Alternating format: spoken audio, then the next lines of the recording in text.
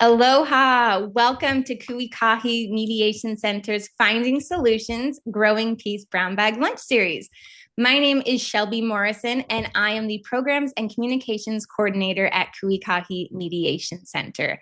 Ikahi is a nonprofit community mediation center serving East Hawaii. We were founded in 1983 as a program of the island of Hawaii's YMCA, and in 2006, we became our own independent nonprofit. We empower people to come together, to talk and to listen, to explore options and to find their own best solutions. To achieve this mission, we offer mediation, facilitation, and trainings just like this one to strengthen the community and the ability of diverse individuals and groups to resolve interpersonal conflicts and community issues. Our Brown Bag Lunch Series is held every third Thursday at 12 noon right here on Zoom. And you do need to register on Eventbrite to make sure you receive that Zoom link. Other exciting events coming up. We do have our next Brown Bag, which will be on April 16th.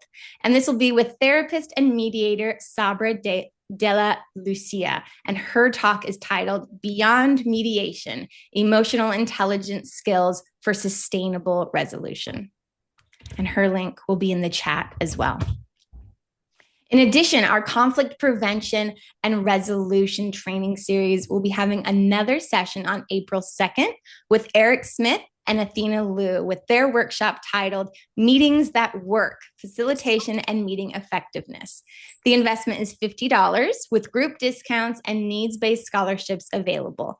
It will be held at the University of Hilo, UCB 127 from 8:30 a.m. to 12:30 p.m. And you can register for that with the link that I'll pop in the chat.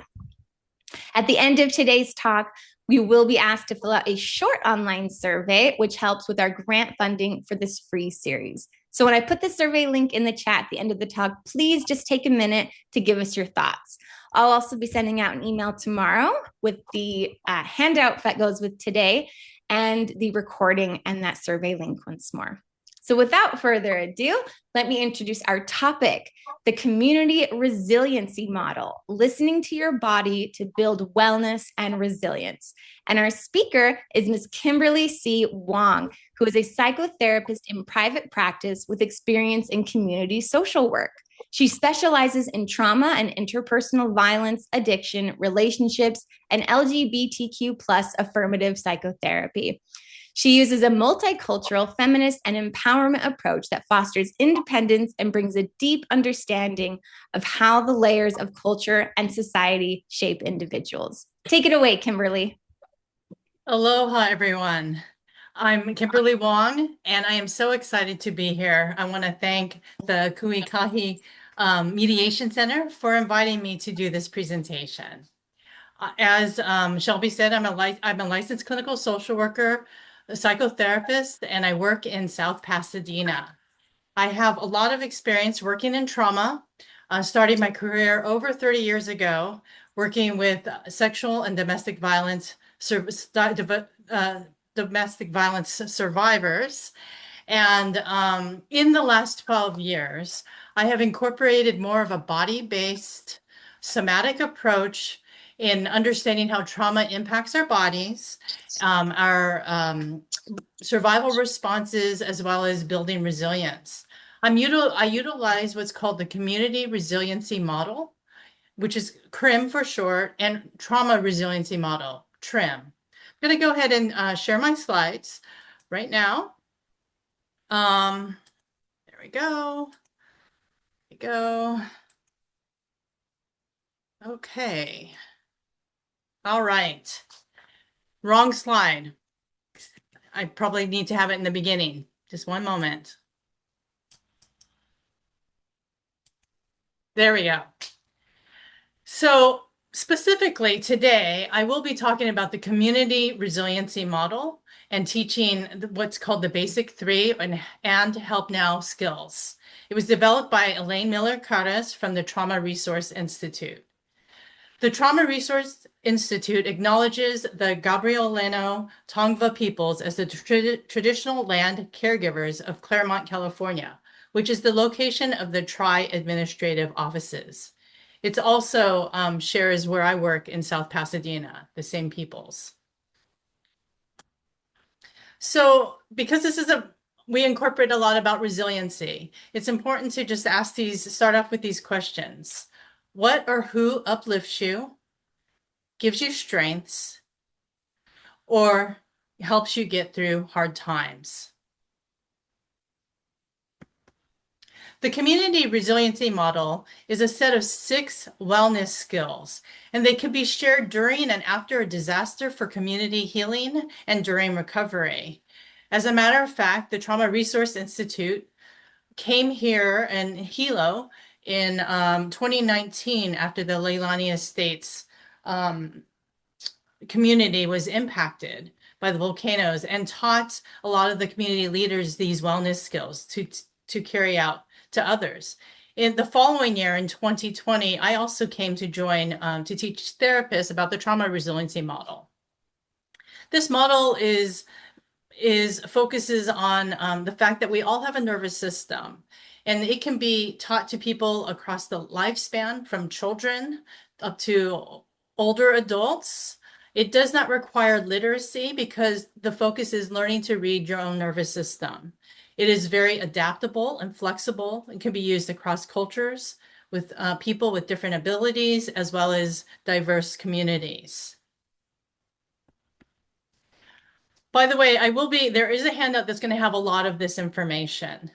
So the term resiliency, I wanted to define it because oftentimes it's been used against communities, meaning like sometimes when people have experienced depression, the term like can be used, oh, that group is resilient, therefore we don't need to provide services nor acknowledge some of the things that are going on for them. And so our definition for CRIM is not that. We do acknowledge that there's individual and collective suffering, as well as individual and collective strengths. There's a lot of optimism and hope, as well as flexibility that builds compassion and empathy. And it's also solution focused. The big part of it is embodying well-being. And what we mean by that is being able to sense well-being within the body. I just realized I meant to change my layout. I'm going to do that right now. Okay. I think people can see that. Yes. All right. So just one second. There we go. There's a perspective shift that I think is important to address. You know, in the United States, we have a huge carceral system, meaning lots of prisons. And so the focus is that people are bad or people need to be punished. This is the conventional perspective. So the questions ask, what's wrong with you? Shifting perspective, including being trauma informed, means that people are suffering, and that we also recognize that trauma impacts a person's development. So the question then changes to, what happened to you? Taking it the next step and being resiliency informed, we recognize that people are resilient and that they need to learn new skills of wellness that can help reduce their suffering. And so it's very strengths-based. And so we ask, what are your strengths? What is right about you? So the combination of being trauma and resiliency informed recognizes that people can change and grow, and that people can learn to read their own nervous systems to build well-being and resiliency, as well as empathy and compassion, and to help learn to regulate their nervous system so that it's balanced. This model focuses on the fact that it's about biology versus mental weakness, meaning that CRIM recognizes that we're human and we all have a nervous system. And part of that means that there are common human reactions to stress and trauma that can affect a person's body, mind, and spirit. And that through wellness skills, people can learn to read their nervous systems so that you can help return to the zone of well-being, or what I'll be talking about, the resilient zone, through the use of these wellness skills. So we know that it's about biology, that there are common reactions during or after a stressful or traumatic event that could impact people in multiple ways. People can often, experience depression, fear, or anxiety, anger, shame and guilt. Physically, people will often like maybe have digestion problems, upset stomachs, headaches. There may be problems with sleep or appetite. And also there's this thing that I'll be talking about in a minute called the autonomic nervous system that happens, which regulates our nervous system, where our heart rate might go up or go down, or our breath can increase. And that's part of the stress response. People sometimes can become forgetful, or maybe forgetful, or have negative thoughts about themselves or nightmares. Sometimes this leads people to using drugs or alcohol, addiction, self-injury, sometimes like isolation or anger outburst. And of course, if this is happening, this can affect their relationships. Sometimes people have a loss of hope or changes of faith. Now, from a resiliency perspective, there often are common growth reactions after the event is over, after somebody's already been through it. And so oftentimes this leads people to become advocates. Maybe they gain new meanings in their life. They sometimes increase compassion, or this recognition of their own courage or strength that after they've come out of it. So these are some things to also think about. Because by the way, as human beings and as part of survival, we have a tendency, and it's normal, to look for the negative to keep ourselves safe. So we tend to, in our brains about life, tend to have a negative bias. We look for the negative. So it becomes important because there are also, it overlooks some of the growth or some of the resiliency that we do embody.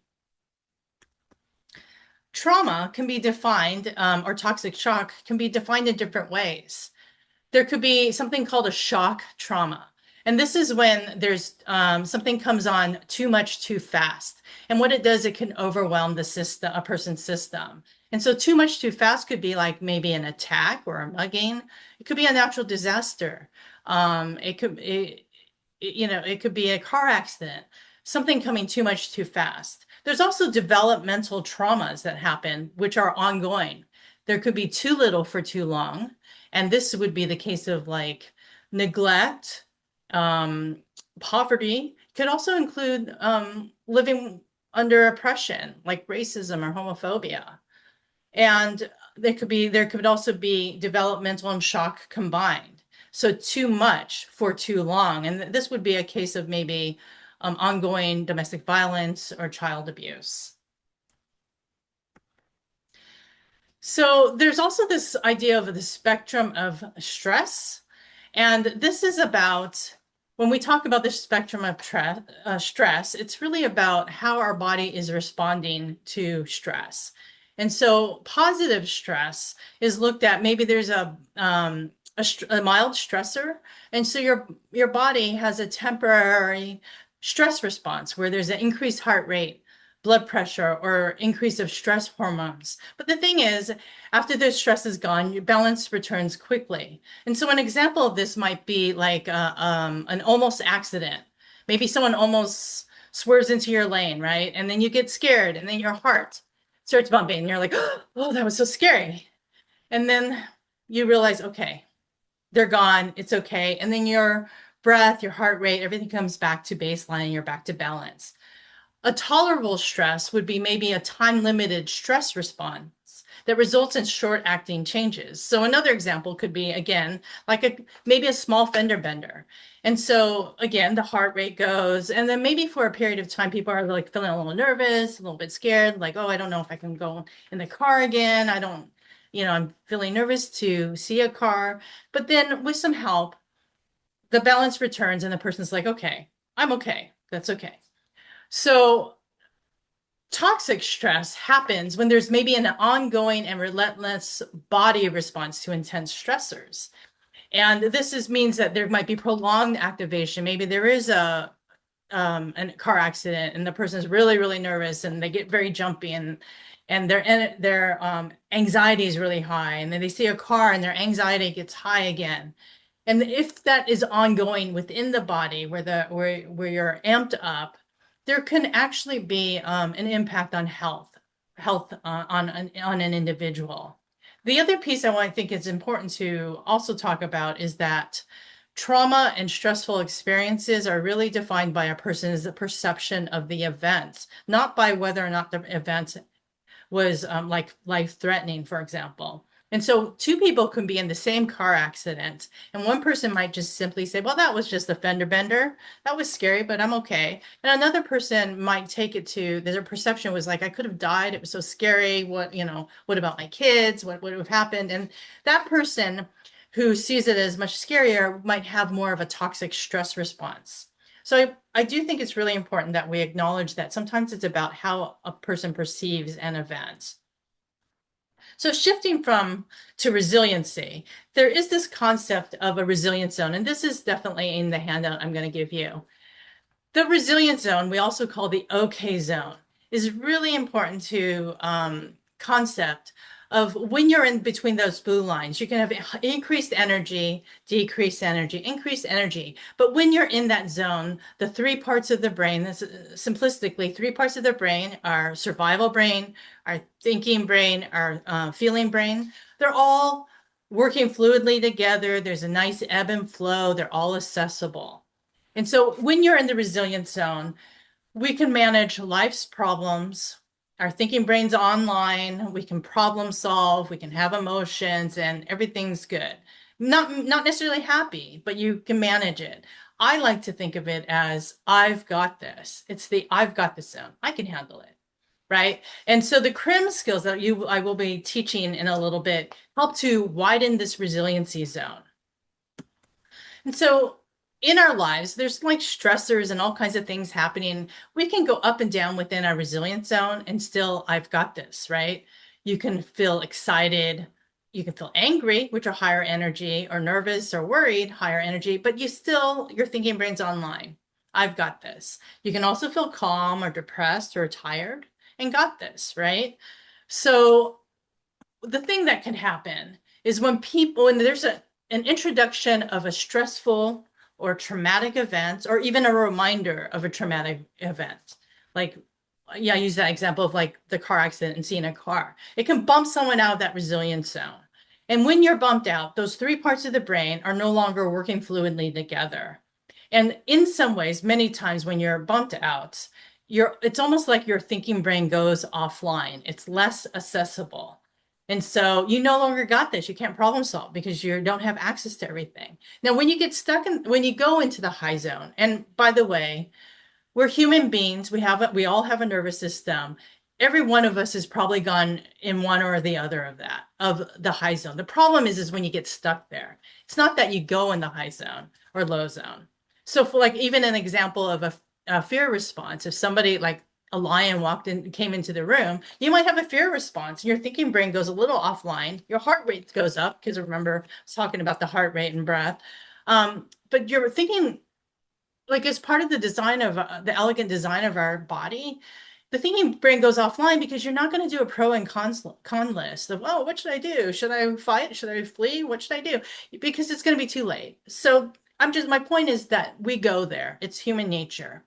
That when we go in high zone, it goes from like maybe feeling a little angry, but I've got this within the resilience zone, to an anger outburst and saying and doing things you wouldn't normally do in the resilience zone, or anxiety and overwhelm, so you can't think clearly. So that's getting high zone, right? Or low zone would be not just a little depressed, but depressed. I can't get out of bed. I can't think clearly. I'm foggy. In complete isolation or feeling numb. And so that's low zone. Again, we go into that, and that's normal. It's if we get stuck in it that's when we have a problem. And this is some of these skills that you're going to learn about can help get people out of that zone. I attended last month's speaker. I thought it was very interesting. And if any of you were there, some of you may remember that when the speaker was talking, when there's high emotion, there's no logic. And so in some ways, he was talking about this whole idea of being bumped out of that resilience zone because the thinking brain is a little bit offline when there's an extreme high emotion or low emotion, high or low in any way. So I thought that was a very interesting thing. So this is an example of different widths of resilience zones. And so you can see that if somebody has a narrower zone, that maybe an increase in energy would be more likely to bump them out. as opposed to someone with a wider zone. And so these zones can differ from person to person, but the other thing to think about is sometimes it can differ from moment to moment for you. Like, for example, when I don't get enough sleep, I'm a little bit edgier, and it doesn't take as much to get me irritated and bumped out.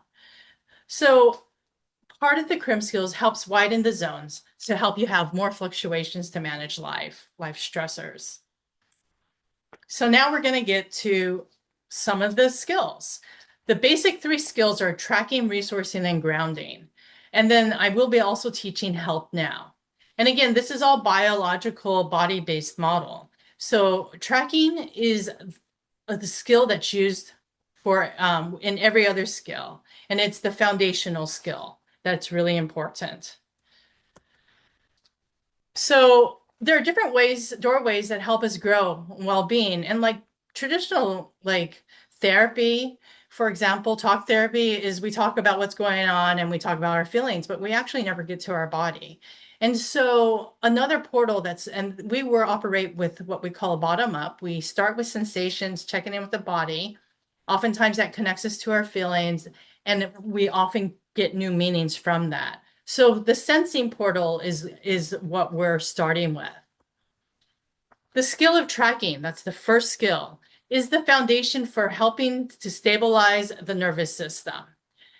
Tracking is simply noticing or attending to sensations, both internal and external, in the present moment. And tracking is a skill in CRIM that develops a greater sensory awareness and cultivates what we call body literacy.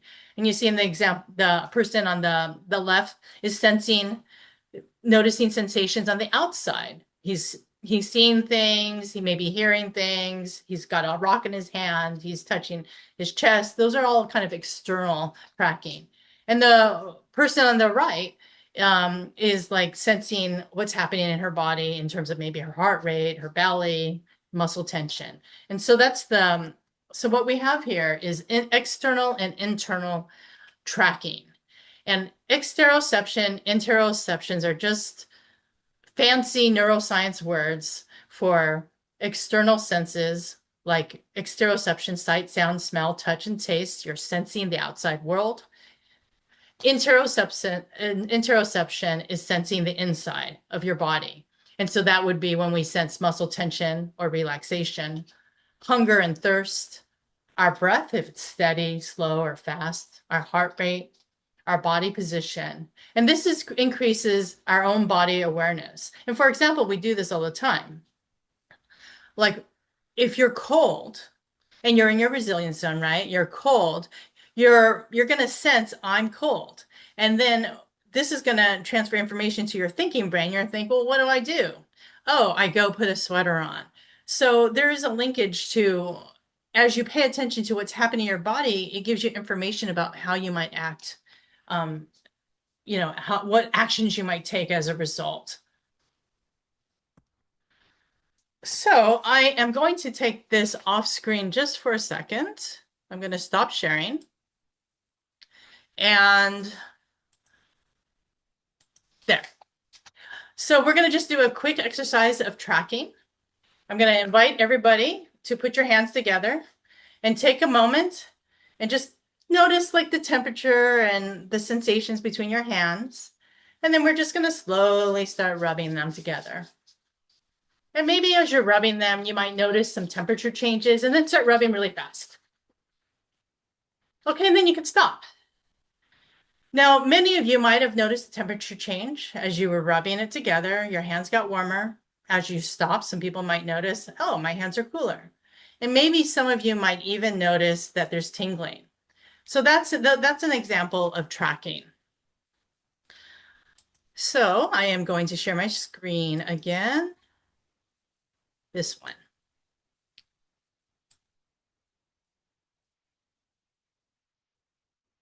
Okay, can everybody, there it is. So again, external tracking, part of why we talk about this is because we're not used to talking about sensations and using sensory words. So part of it is just kind of being curious about how to use sensation words. Like if you're touching something, you can kind of check in, is this object smooth or rough? Is it cool warm or hot? Like what's the temperature? Is it soft or hard? And those are just some examples of external tracking. So sometimes when I share screen and come back to it, it takes a while for me to actually be able to move forward. So I'm waiting there. So internal tracking is noticing or paying attention to what's happening inside your body at the present moment. And some important questions. So you will kind of check in with yourself. What do I notice in the inside? And then asking yourself, the things I'm noticing, is it pleasant, unpleasant, or neutral? Because this helps you. It helps recognize important for people to determine the differences. And so what we do as part of these wellness skills is we sit or stay with sensations that are pleasant or neutral, because what that does is it kind of helps widen that resiliency zone. And when you sit with the sensations, and if it's feeling pleasant, it's almost like encoding it in your brain, like building muscle memory of what it's like to feel wellness. And so this is a little bit about how it works. And so that's what internal tracking is. So very briefly, I'm going to talk about the autonomic nervous system. And the autonomic nervous system is part of our nervous system that regulates our breath, our heart rate. I think of it as the automatic nervous system because it's the things we don't have to think about. And there's two branches, the sympathetic branch, which prepares you for action, and the parasympathetic branch, which prepares you for rest. And so the preparing you for action, this occurs during times of stress. And the stress could be not bad. It could be like exercise, right? If you think about your exercise and you're moving, there's some stress in your body. And we don't have to think about consciously, oh, I need to make my breathing go faster. I need to make my heart go faster. It just happens automatically. Other things happen, like our blood pressure changes. It regulates, like we sweat when we're hot. We don't have to think about it. It also introduces what we call stress hormones. The thing that also happens during this time is that digestion and saliva decrease. This is the same thing that happens when we have a fear response. That line comes in the room. We automatically go, our heart rate goes, because what you're doing is it's preparing the large muscle groups to fight or flee. But anxiety lives high too. And so when people experience a lot of anxiety in their life, oftentimes it's not unusual for people to have digestion problems. So we think of the sympathetic branch of the nervous system which is increased. It's like stepping on the accelerator of a car. Parasympathetic is kind of the opposite. It prepares you for rest. It basically does the opposite things. So the other thing is digestion comes on when we're calm. Our breathing rate slows down and goes deeper. And so because when we're at rest, we also think of it, and digestion comes online. We think of it as rest and digest. And so these are some other things to think about as you're tracking and learning like what's happening in your body. I like this slide, which shows that it emphasizes that there's a corresponding sensations in our body when we have emotions. Any of our life experiences or thoughts or feelings have those corresponding sensations. These were composite drawings where 700 people were asked to draw where they felt sensations in their body. And it was compiled into this. And higher sensations are the yellow area. The blue areas represent decreased sensations in this. And part of why, like we ask these questions, is it pleasant, unpleasant, neutral, is because you can see that there could be some similarities. For example, like anger and pride look fairly similar. But if you start paying attention to what the sensations are, maybe the sensations of anger might be unpleasant, maybe not, but they could be unpleasant. But pride is generally pleasant sensations, and they look very similar, and the similar parts of the body increase. We don't realize it, but all the time within our language, we talk about feelings in terms of sensations. Butterflies in my stomach. Warm and fuzzies, we feel here in our chest. We also feel heartbroken, right? In our chest, because we have sensations in our chest, or we have sensations, or when we feel angry, that person's hot-headed. So that's just some examples because it's not like we don't do it. We just aren't used to talking about the sensations that go along with these feelings. Again, noticing the difference if something's pleasant, unpleasant, neutral helps you determine if the difference between sensations of distress and well-being. And then you have a choice of what you pay attention to. And so part of this means, like, maybe if you're feeling really angry and you're feeling hot, maybe finding out, like, is there a place in my body that feels pleasant or neutral? And then you start focusing on that. And what that does is it often brings the anger down. It brings this heat down because what else is true, that there's resilience. There's some things that are pleasant, neutral, and can help foster well-being. What we pay attention to grows. We know that in our with neuroscience, the things you focus on, like when you're learning something, you continue to focus on it, grows. So do you want to focus and continue to focus on unpleasant sensations when you don't need to? Doesn't mean we're going to ignore it. We know it's there, but sometimes it helps decrease the volume of the unpleasant sensations when we can also recognize there's some other parts of our body that feel okay. Throwing these sensation words only up because we don't talk about it and think about it. It will be in the handout that you're getting. Sometimes, though, for some people, even sensing pleasant and neutral sensations can be difficult and it can bring on unpleasant sensations. So it's also important to know that it's not for everyone and it is okay to not use this. If you decide to teach this to a friend and that just like, oh, it's too much, that's okay. It's a choice.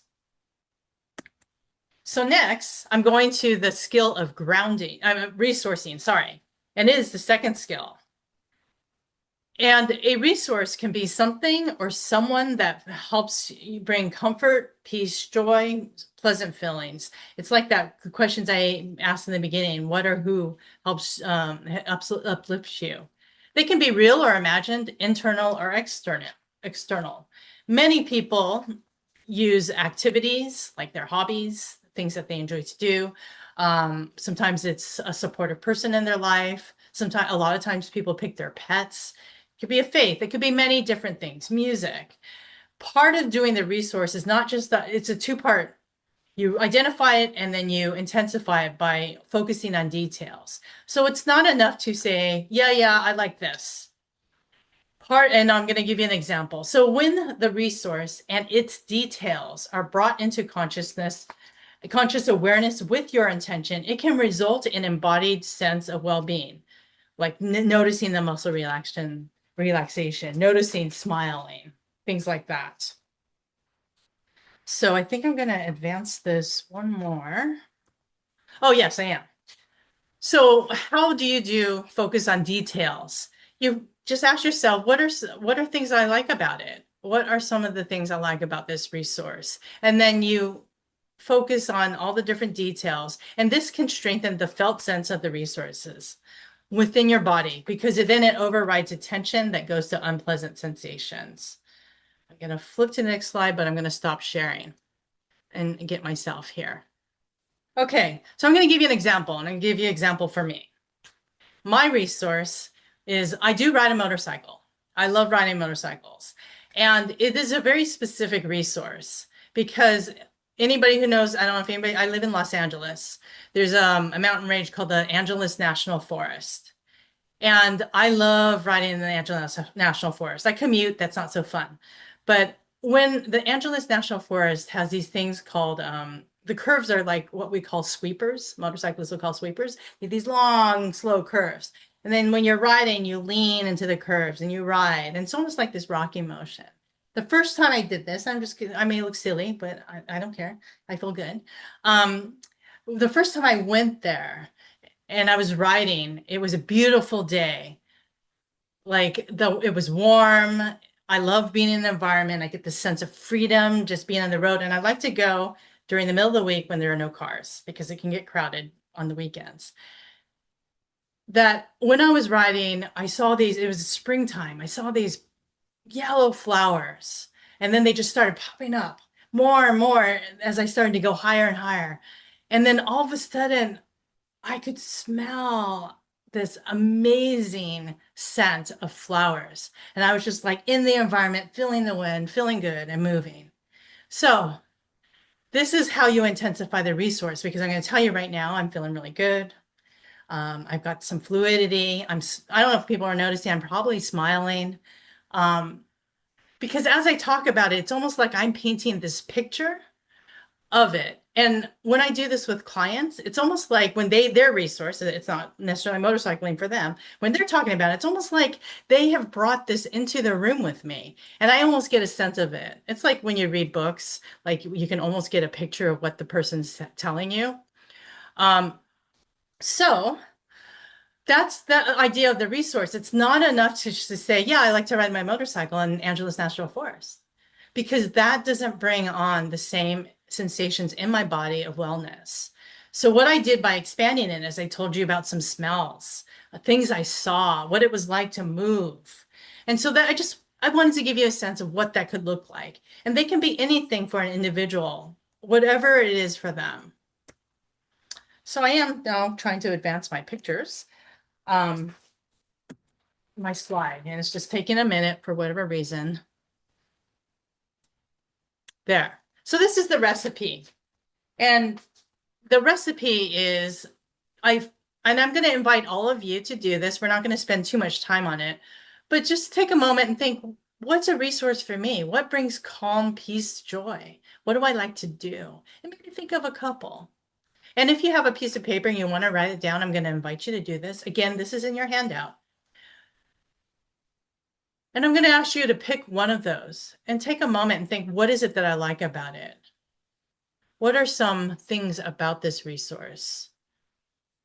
And like if it's a pet, for example, what's my pet's name? What does it feel? What's it like to pet my pet? What do I like to do with it? So those are some examples of things to ask yourself.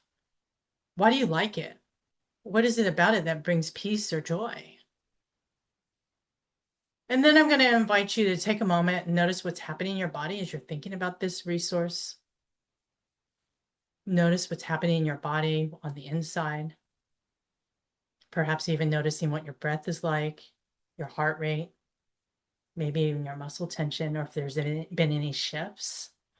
And if any of these sensations are pleasant, if the sensations are pleasant, unpleasant, or neutral, and if you can find pleasant or neutral sensations, I'm going to just give you a moment to maybe sit with it for 10, 15 seconds. I'm going to get quiet for a second and really just sense into those pleasant or neutral sensations.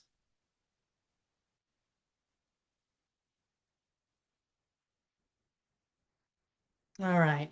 The reason why we say 10 to 15 seconds is sometimes it takes several seconds for sensations to develop in your body. And then the other thing that takes time is for your body to transmit this information to your brain, so that we call it saving it to the hard drive. So you're building that muscle memory of what that wellness feels like so that you can expand your resilience zone. So the next skill is called grounding, and many people have done grounding, and we have a particular way we do grounding. Sorry, I'm getting my piece of paper. And grounding is the third skill, and it literally is the direct contact of the body or part of the body with something that provides support in the present moment. It creates gravitational security, and it's about our relationship to the earth. And if we feel more secure and safer with the earth, then we can develop other relationships more optimally. When we're grounded, we have a sense of self in relationship to present time and space. And when you're in the present, you're not worried about the past or the future. You can ground in many positions, laying down on the ground on a surface, including water, like floating, walking and paying attention to the steps, standing against the wall, or through a body part of your body, like your hands or feet, or sitting on the ground or the sofa or chair. Oops. Okay. So I'm not going to stop sharing, but I'm going to lead you briefly through a grounding script. So I'm going to invite everyone right now to find a comfortable position, sitting, lying down, or standing. And you can do this with your eyes open or closed, whatever's most comfortable. And just take a moment and notice how your body is making contact with a surface. If you're sitting, bring attention to your seat, making contact with the sofa or chair or ground. Perhaps notice your legs and then your feet making contact with a solid surface, be it on the ground or underneath you. And take a moment and notice the sensations that are more pleasant to you or neutral within your body. And take your time. Notice your breathing, your heart rate, muscle relaxation. If you become aware of uncomfortable sensations, you can shift away back to something that's more neutral or pleasant.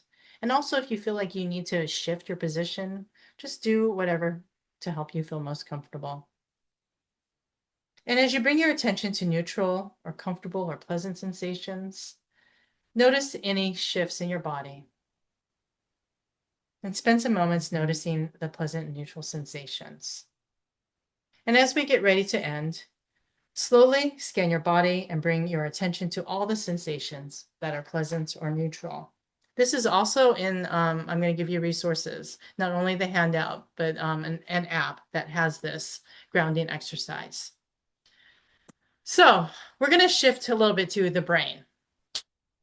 I mentioned before when I was talking about the resilience zone, the 3 parts of the brain. That's simplistic. I'm not a neuroscientist. But I'm going to start with what's called the survival network.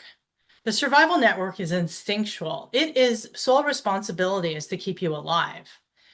It is unconscious. We don't have to think about it. It is responsible for things like digestion, reproduction, circulation, your breath. Then the thing about the survival network is because it was formed first, it responds to sensations. This is why it's important to learn some of these body-based skills. It responds to sensation. It doesn't respond to language. It carries out the fear responses of fight, flight, and freeze. The emotional network, or the limbic area, is, of course, connected to emotions and feelings and attachment. A primary function is also risk assessment. And what it does, it's almost like a smoke detector. Something called the amygdala in the brain is like a smoke detector, and it's searching out. It's not with conscious thought. It's going all the time and seeking, is there a threat? Is there a threat? Is there a threat? So, but what it does is that it can, it may identify a threat. And once it does, it sounds off an alarm, like a smoke detector. So it's not nuanced. And sometimes, so for example, like with the smoke detector, I don't know if this has happened to you, but it certainly has happened to me. When I was cooking and too much smoke happened, there's no fire, but it just got really smoky and my smoke detector went off. No risk, but it didn't know that. If there's a fire, it goes off and there is a risk. So the thing is, it doesn't discern necessarily the difference. It just goes bing, bing, bing, bing. And then what it does then is then it notifies the survival network that you need to do something. And so this is why fight and flight might happen. The thinking network is the last part of our brain in the front of the brain to develop, and it is associated with our memory, language, emotions, reasoning, judgment. And remember when I talked about that resilience zone and maybe something happens and we get bumped out, that thinking network goes offline. And so like if someone's highly anxious or highly angry, when has it worked when you just told somebody, calm down? It doesn't, right? Because your survival network's going and responding to a threat, and it doesn't respond to language. So when faced with a danger that is perceived as life-threatening, the human body goes into an automatic survival response without thinking. This part of the brain does not respond to talking. It's about keeping us alive. The survival network responds to sensation, which is why, again, many of our skills help you sense changes in your body to let your body know that maybe you're in a safer place or safe to reset your nervous system and bring you back into balance. What we know about the brain is neuroplasticity solely means that we can continue to learn and change our brain based on our experience, and this creates hope. This is, again, building resilience. We can tune into positive experience that changes our neural pathways by increasing those connections and widen our resilience zone. Pruning means that neural connections weaken if we don't use them. So an example would be, I learned piano as a child. I could play songs and I knew the notes. I haven't played in decades. When I sit in front of the piano, I just have no idea what to do anymore. So I lost it. because they didn't use it. But you can prune away negative things by focusing on more positive experiences. Again, when you discern the differences between sensations of distress and well-being, you have a choice on what you pay attention to on the inside. Again, it's not Pollyanna, everything's wonderful. We do recognize that stuff is going on, but we also know that that we also have strengths. I'm going to pass this. I'm going to talk very briefly about the memory, that there's two kinds of memory, and then we're going to get to the help now skills in the last few minutes. Two kinds of memory, explicit memory and implicit memory. And explicit memory is conscious learning and storing of information like facts and events. We do this by our intention. We can recall it with our intention, and you have a sense of yourself and time. This develops between 18 and 24 months of age because to create these kind of facts and memories, we kind of need language. So the implicit memories are things that we do not consciously remember. It includes things like body memories and sensations connected to traumatic experiences or highly emotional experiences, like the resource, right? It can be set off by multisensory reminders out of the blue. Remember, I talked about the example of a car, like someone maybe being activated by seeing a car and getting nervous. That can set up that body memory of having been in that accident. There is not a sense of self in time, and it develops before birth. And a brief example, explicit memory. I remember in second grade, I went to the school called Pedregal, and I had this in second grade, I had this teacher called Mrs. Brenda. Okay, conscious, explicit memory. Implicit memory is, I have this picture of her. We went on a whale watching trip. She was so nice. She's always smiling. She just had this beautiful presence. I mean, I was in second grade, but that was, I think about her and I thought she was my favorite teacher. Something's shifting in me. I'm feeling feel-good memories about her.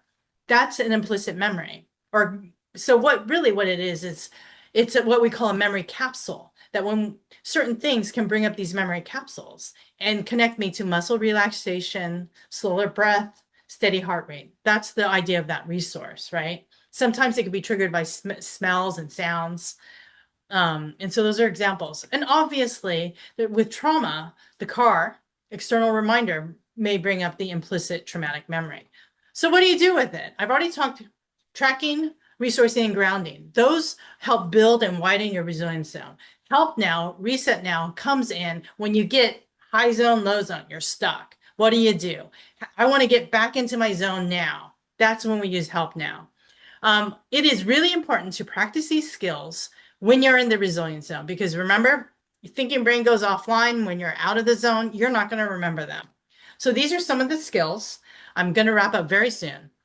A lot of them are very much about connecting you to the external senses, maybe drinking a glass of water, listening to sounds, noticing as you're walking and making contact with the ground, naming 6 colors in your space. And so what this does is it brings you back in the present moment, engages your brain, but it engages you in the present moment externally to help you get back in that zone. They sound ridiculously simple, and they're ridiculously helpful, amazingly helpful. People are often surprised.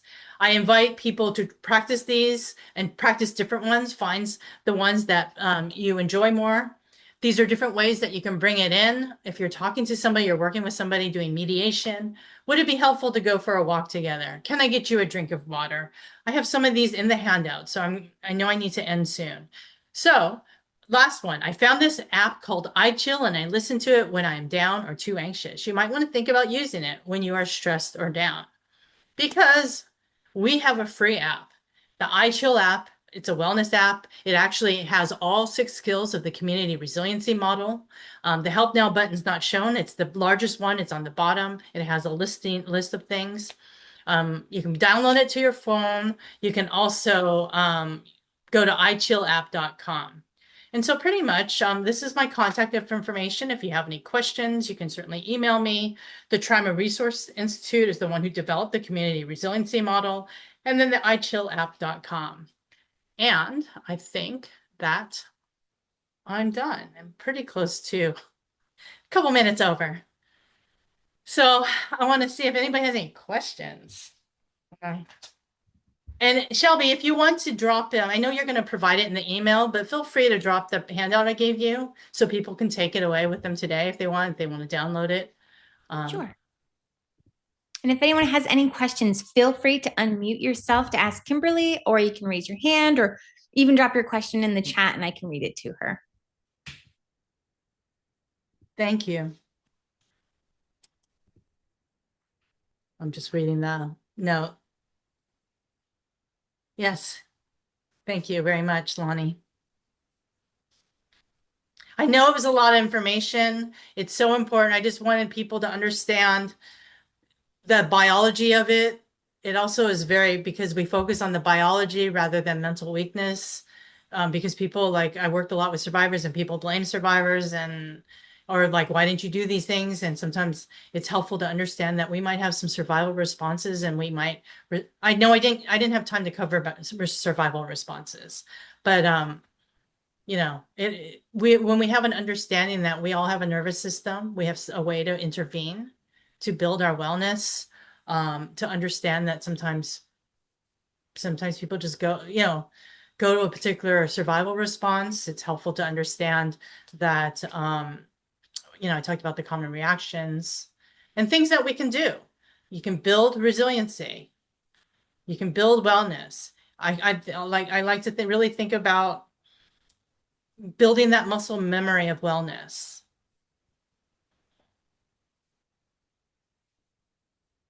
Any questions? All right. Well, if we don't have any questions, everyone can join me in thanking Kimberly for her fantastic talk that I hope, and I know everyone's able to take a lot away from this today. It was a lot of information, but oh, so good. And I know a lot of that may have seemed bigger, but all of this we kind of know on a cellular level. So Kimberly, Yes.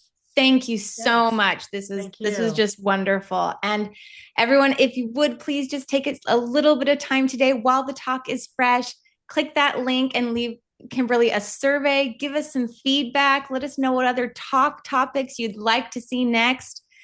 And just keep an eye on your email for tomorrow, where I will send you the recording. I'll hand out that handout again from Kimberly, which is chock full of information.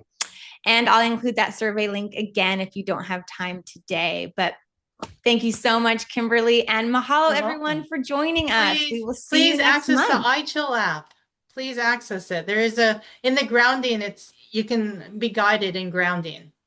And it's a lot of information, all the pictures. Yes, thank you. Everyone, check out the iChill app. That is something you can take on the go with you at any time. So thank you so much, Kimberly. This was fantastic, so helpful, especially in today's age. So I hope everyone learned a little bit about resilience, and we will see you all next month. Mahalo. Mahalo.